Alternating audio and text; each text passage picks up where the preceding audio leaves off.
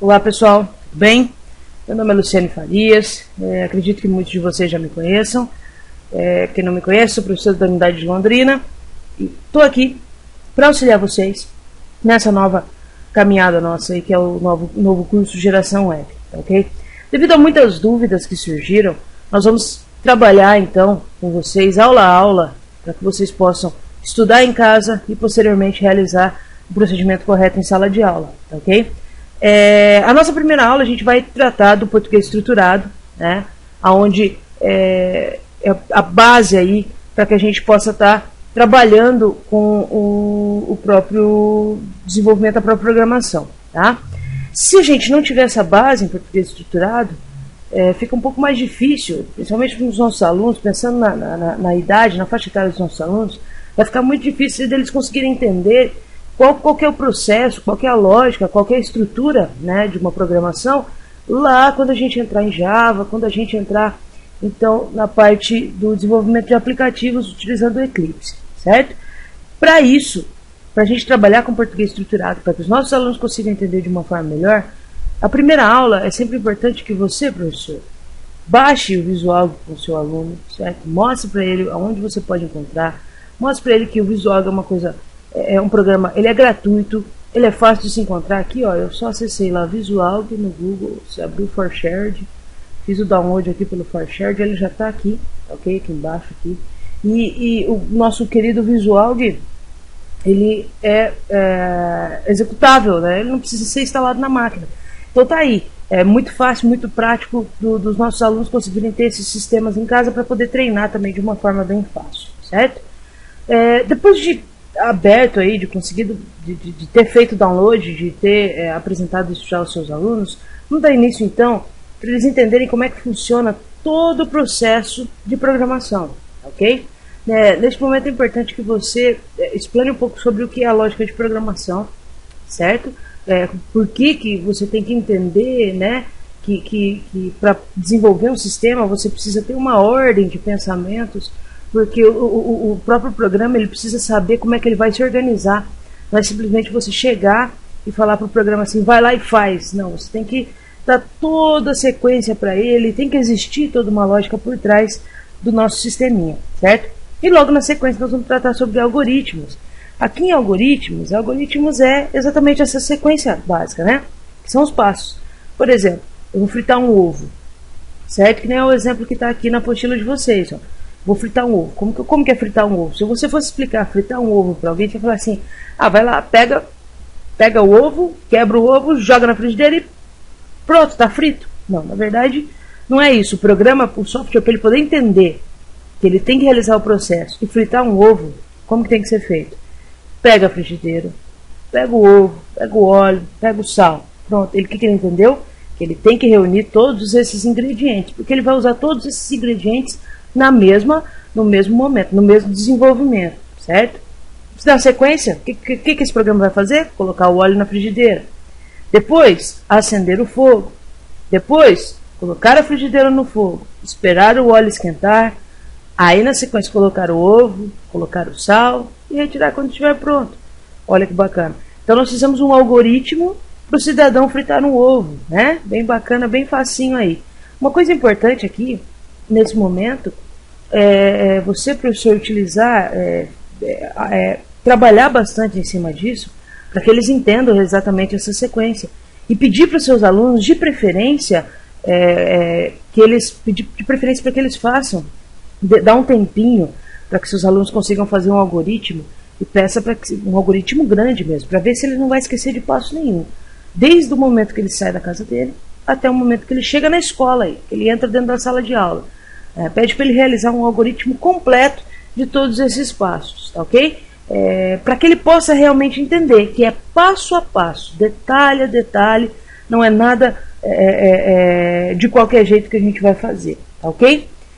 Na sequência, nós vamos trabalhar a parte do algoritmo, então, né? Nós temos a entrada dos dados, o processamento dos dados e a saída dos dados, assim como o nosso computador, na verdade. E aqui tem um outro algoritmo de exemplo, que é para trocar a lâmpada, certo? Então, por exemplo, esse aqui já é trocar uma lâmpada com teste, né? Já tem um se ali no meio, que é uma coisa que nós vamos usar lá no português estruturado. Então, acionar o interruptor. Se a lâmpada não acender, então pegar uma escada, posicionar a escada embaixo da lâmpada, buscar a lâmpada nova, subir na escada, retirar a lâmpada queimada, colocar a lâmpada nova. Porém, se a lâmpada tivesse acendido, nada disso aqui embaixo teria acontecido, né? Então, se você quiser também, professor, você pode pedir para o seu aluno fazer também um outro algoritmo com teste também aí, raciocinar junto com seus alunos, ou deixar livre para que eles raciocinem um pouco, para que eles consigam trabalhar essa ideia aí, ok?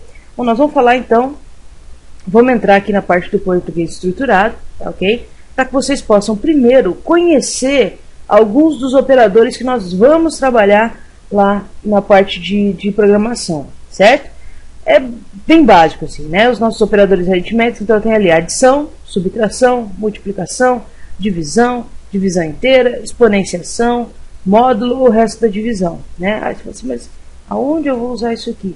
Caso você vá fazer, por exemplo, uma calculadora, né? Você vai precisar ter essa noção de qual vai ser o sinal que vai mencionar cada operador aritmético aí, ok? Perdão. Os de cima é básico, né? Bem tranquilo. Agora os de baixo aí, exponenciação, módulo, que já deixa um pouquinho mais de dúvida aí, certo? Os operadores relacionais, né? Que vai ser sempre usar para a gente poder comparar algumas coisas. Isso é muito utilizado, tá? Verdadeiro ou falso, maior ou igual. Isso é muito utilizado. Então, também é básico, né? Professor, a gente está acostumado a trabalhar com função C, por exemplo, no Excel. Isso não vai ser muito diferente disso que a gente está acostumado, não. Então, o símbolo do maior, ok? O símbolo do menor até, assim, pode até ser que você já saiba disso, professor, mas como a gente vai lidar com um público bastante criança, né? Às vezes eles têm bastante dúvida qual lado que é o maior, qual lado que é o menor. Eu sempre peço para que eles passem um risco aqui, nessa parte de baixo, né? E aí, por exemplo, se eu passar um risco aqui, vai virar um 7. Se eu passar um risco aqui, vai virar um 4, né? Então o 7 é maior, o 4 é menor. Gostaram da dica, né? Sensacional. Aprendi isso com a minha professora da escola, nunca mais esqueci, porque eu tinha muita dúvida nisso, eu penava para poder entender o maior ou o menor aí, tá? Então aqui tem um exemplinho básico para vocês, tá? Tudo isso que eu estou mostrando para vocês é o material de vocês, tem na apostila. Então, e a apostila ela foi desenvolvida a ponto de ser um tutorial, certo? Então seria importante que vocês usassem em sala, tá ok? Bom, vamos lá dando sequência, eu tenho aqui o exemplo, né? 1 mais 1 maior que 3. Então, lógico que essa informação está falsa, até porque, né, 1 mais 1 é 2, 2 não é maior que 3, né? Aqui eu tenho um outro exemplo de comparação, que é 2, aqui esse símbolo significa diferente, né? Então 2 é diferente de 1, então essa informação está verdadeira aí, ok? Os operadores lógicos resultam em valores lógicos, como verdadeiro ou falso, que é o e ou não, né? De novo, pessoal, lembra lá atrás, lá quando você trabalhava com função C, né? Igual se teste lógico, né? Maior que, enfim, esqueci agora, até eu esqueci agora a função C. Mas isso é um detalhe, vocês não vão ficar bravos comigo por isso, eu sei, eu juro. Eu juro não, você jura. Vamos lá, então, o resultado será verdadeiro e se ambas as partes forem verdadeiras, né? É lógico, né? Então eu tenho lá, por exemplo, 1 mais 1, eu tenho 2 e 3 maior do que 5, então a resposta está errada, porque 2 e 3 não são maiores do que 5. Acho que deu para entender mais ou menos, né? Ou que seria, se pelo menos uma das duas partes forem verdadeiras, já dá para poder entender, né? Então eu tenho lá, por exemplo, 6 ou 2 é maior que 5. Então 6 é maior que 5, então é verdadeiro, certo? Ou não, que daí ele vai sempre inverter. Se for verdadeiro ele vai tornar falso, se for falso ele vai tornar verdadeiro, né? Aqui coloquei para vocês terem uma noção, conhecer um pouquinho da tabela verdade. E aí isso pode gerar até um pouquinho de confusão na hora de trabalhar, né? Que, por exemplo, se eu tenho, aqui eu tenho o A, né? Quando o A for, por exemplo, aqui é verdadeiro, Mudar aqui. Estranho. Aí vai ficar mais bonito, né? Mais bonito. Então aqui, ó. Por exemplo, o A, verdadeiro. O B, verdadeiro. Se for A e B, então, verdadeiro, certo? Porque os dois é verdadeiro. Entenderam? A ou B também é verdadeiro, porque eu também tenho dois verdadeiros. Não A é o quê? Falso, porque aqui é verdadeiro. Não B é falso também, porque aqui é verdadeiro. Correto? Aqui eu tenho outro exemplo. Se B for falso e A for verdadeiro, né? A e B vai ser falso, porque o A é verdadeiro, B é falso. Então, os dois juntos são falsos, né? Para você lembrar, lembra? Mais com mais dá mais, não.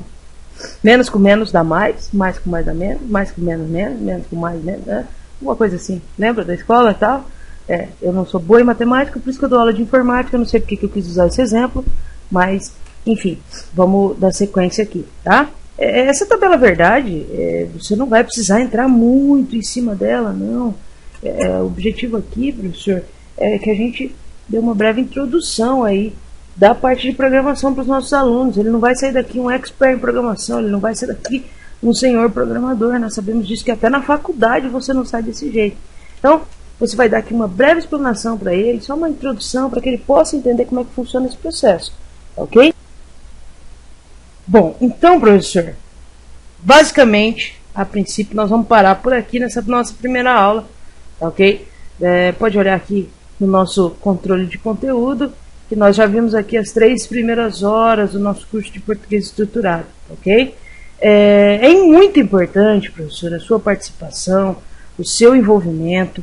É muito importante que você pegue esses 3 primeiros assuntos que nós trabalhamos nessa nossa primeira aula e pesquise um pouco mais sobre eles e busque mais informações, né? Existem várias apostilas na internet onde você pode baixar aí para você poder aprender um pouco mais sobre lógica, sobre algoritmos, e aí para que você esteja realmente afiado no momento de passar isso para os seus alunos, certo? Nas nossas próximas aulas, então nós vamos ver a estrutura de algoritmo, nós vamos começar aí com variáveis, nós vamos entender um pouco das variáveis, os operadores, como inserir comentários, os comandos de entrada e saída, vamos entrar no visual, vamos criar um primeiro sisteminha, tá? Tudo isso nós vamos trabalhar passo a passo, devagarzinho, para que você possa conseguir aí sanar as suas dúvidas, ok? Eu espero que qualquer dúvida que vocês tenham, vocês possam enviar as dúvidas para mim ali através do Unicebrac, tá? Eu estou lá, é só enviar uma mensagem para mim, tem até o Unicebrac aberto aqui, fórum de apresentação, e manda uma mensagem para mim, ok? E eu vou ficar aguardando aí, até a minha internet voltou aqui, tá? Aqui no Unicebrac, se você quiser mandar uma mensagem para mim, tá?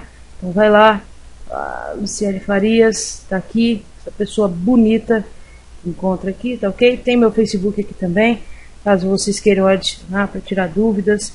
E espero vocês na nossa próxima aula, espero que vocês tenham gostado. Um grande abraço e até a próxima, pessoal.